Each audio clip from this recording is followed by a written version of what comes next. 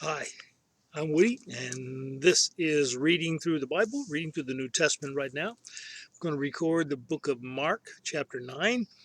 And if you've been joining me on this, hopefully you're enjoying it now.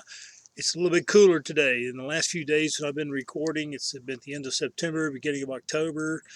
We've been in the 90s here in southeast Texas, and now here today is October 18th. Finally, we have a taste of fall. We've gotten into the 60s, and down here, that's like cold. And at night, we get into the 40s, and it's like, oh my God. People start burning firewood in their fireplaces when we hit below 70 around here. And so, you folks, if you're listening and you're from the northern regions, you're just rolling your eyes. You poor suckers down there in southeast Texas. We get it, believe me. Hey, I'm going to read to you today from this version of the Bible. You may have never heard of this before. It's called the Amplified Bible. This has happened to be published by Zondervan. When the Amplified Bible was first translated, it began in the 1950s. The Amplified Gospel of John was the first one published in 1954, and then the Amplified New Testament was published in 1958. Part 1 of the Old Testament was published in 1964. Part 2 was published in 1962. This particular version that I have is a nice little red leather, really nice looking, but it was printed in 1971. I bought this Bible in 1974, so it's kind of new. And I've rarely used it, mostly just as a reference. But if you don't know anything about the Amplified Bible, I'll give you the website that you can go look at it more down below in the links in the description of this particular video. But oh my gosh, it is designed to give you, an English reader, as much of the meanings behind the Hebrew and the Greek of the original languages of the Bible. So as I read, you're going to hear it. It's going to be very different. If you have a regular Bible, any kind of a Bible, just try to follow along, but you'll see what I mean by the Amplified Bible. It takes these words and just amplifies them. So let me begin. Mark chapter 9, verse 1 in the Amplified Bible. And Jesus said to them, "Truly and solemnly I say to you, there are some standing here who will in no way taste death before they see the kingdom of God come in his power." 6 days after this, Jesus took with him Peter, James, and John, and led them up on a high mountain apart by themselves, and he was transfigured before them, and became resplendent with divine brightness. And his garments became glistening, intensely white, as no fuller cloth dresser on earth could bleach them. And Elijah appeared there to them, accompanied by Moses, and they were holding a protracted conversation with Jesus. And Peter took up the conversation, saying, "Master, it's good and suitable and beautiful for us to be here. Let us make 3 booths or tents, one for you, one for Moses, one for Elijah." For he did not really know what to say, for they were in a violent fright, aghast with dread. And a cloud threw a shadow upon them, and a voice came out of the cloud, saying, "This is my son, the most dear, worthy, beloved one.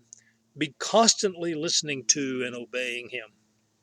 And looking around, they suddenly no longer saw anyone with them except Jesus only. And as they were coming back down the mountain, he admonished and expressly ordered them to tell no one what they had seen until the Son of Man should rise from among the dead. So they carefully and faithfully kept the matter to themselves, questioning and disputing with one another about what rising from among the dead meant. And they asked him, "Why do the scribes say that it is necessary for Elijah first to come?" And he said to them, "Elijah, it is true, does come first to restore all things and set them to right. And how is it written of the Son of Man that he will suffer many things and be utterly despised and be treated with contempt and rejected? But I tell you that Elijah has already come, and people did to him whatever they desired, as it is written of him." And when they came to the 9 disciples, they saw a great crowd around them, and scribes questioning and disputing with them. And immediately all the crowd, when they saw Jesus returning from the Holy Mount, his face and person yet glistening, were greatly amazed, and they ran up to him and greeted him. And he asked them, about what are you questioning and discussing about with them? And one of the throng replied to him, Teacher, I brought my son to you, for he has a dumb spirit. Excuse me. And whenever it lays hold of him, so as to make him its own, it dashes him down and convulses him, and he foams at the mouth and grinds his teeth, and he falls into a motionless stupor and is wasting away. And I asked your disciples to drive it out, and they were not able to do it. And he answered them, Oh, unbelieving generation, without any faith, how long shall I have to do with you? How long am I to bear with you? Bring him to me. So they brought the boy to him, and when the spirit saw him, at once it completely convulsed the boy, and he fell to the ground and kept rolling about, foaming at the mouth. And Jesus asked his father, How long has he had this? And he answered, From the time he was a little boy. And it has often thrown him both into the fire and into the water, intending to kill him. But if you can do anything, do have pity on us and help us. And Jesus said, You say to me, if you can do anything? Why, all things can be, are possible to him who believes. At once the father of the boy gave an eager, piercing, inarticulate cry with tears, and he said, Lord, I believe. Constantly help my weakness of faith. But when Jesus noticed that a crowd of people came running together, he rebuked the unclean spirit, saying to it, You dumb and deaf spirit, I charge you to come out of him and never go into him again. And after giving a hoarse, clamoring, fear-stricken shriek of anguish and convulsing him terribly, it came out. And the boy lay pale and motionless like a corpse, so that many of them said, He's dead. But Jesus took a strong grip of his hand and began lifting him up, and he stood. And when he had gone indoors, his disciples asked him privately, Why could we not drive it out? And he replied to them, This kind cannot be driven out by anything but prayer and fasting.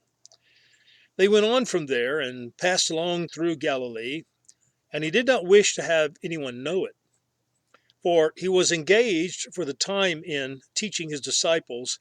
He said to them, The Son of Man is being delivered into the hands of men, and they will put him to death.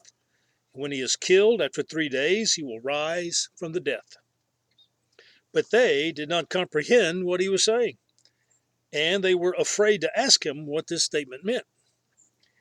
And they arrived at Capernaum, and when they were in the house, he asked them, What were you discussing and arguing about on the road?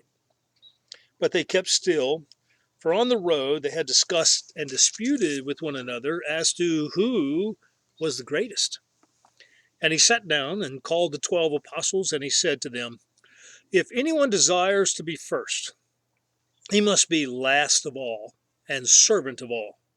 And he took a little child and put him in the center of their group, and taking him in his arms, he said to them, Whoever in my name and for my sake accepts and receives and welcomes one such child, also accepts and receives and welcomes me.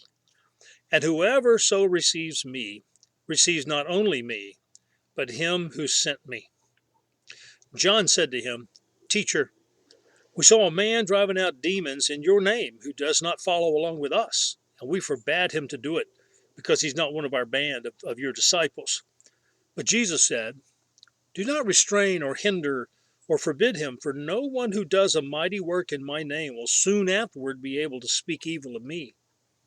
For he who is not against us is for us. For I tell you truly, whoever gives you a cup of water to drink, because you belong to and bear the name of Christ, will by no means fail to get his reward. And whoever causes one of these believers, these little ones who acknowledge and cleave to me, to stumble and sin, it would be better, more profitable and wholesome for him if a huge millstone were hung about his neck and he were thrown into the sea. And if your hand puts a stumbling block before you and causes you to sin, cut it off. It's more profitable and wholesome for you to go into the life that is really worthwhile, maimed, than with 2 hands and go to hell, or Gehenna, into the fire that cannot be put out. And if your foot is a cause of stumbling and sin to you, cut it off.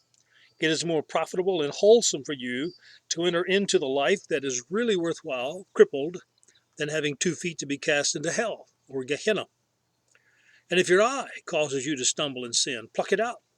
It's more profitable and wholesome for you to enter the kingdom of God with one eye than with 2 eyes to be thrown into hell, Gehenna, where their worm, which preys on the inhabitants and is a symbol of the wounds inflicted on the man himself by his sins, does not die, and the fire is not put out. For everyone shall be salted with fire. Salt is good, beneficial, but if salt has lost its saltiness, how will you restore the saltness to it? Have salt within yourselves, and be at peace, and live in harmony with one another. Thanks for joining me. Mark chapter 9 in the Amplified Bible.